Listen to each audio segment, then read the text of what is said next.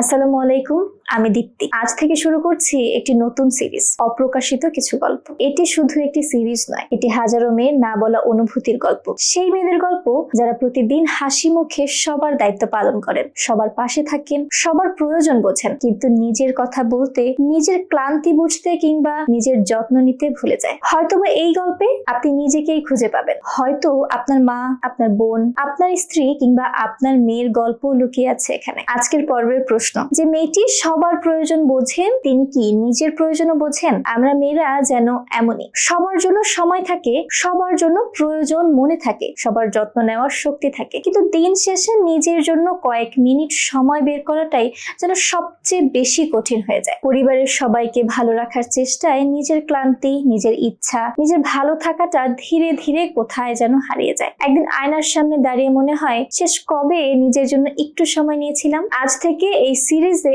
আমরা শুধু skin care নয়, কথা বলবো একজন মানুষের আত্মসম্মান, আত্মবিশ্বাস, নিজের প্রতি ভালোবাসা এবং নিজের যত্ন নিয়ে। কারণ একজন মেয়ে যখন নিজেকে ভালো রাখেন, তখন শুধু তিনি নিজেই ভালো থাকেন না, ভালো থাকে তার পরিবার, তার স্বপ্ন এবং তার চারপাশের মানুষগুলো। তাই এই যাত্রায় আমাদের সঙ্গেই থাকুন। হয়তো এই সিরিজের প্রতিটি পর্বে আপনি নিজের জীবনেই কিছু না কিছু খুঁজে পাবেন, কারণ প্রতিটি মানুষের গল্প গুরুত্বপূর্ণ।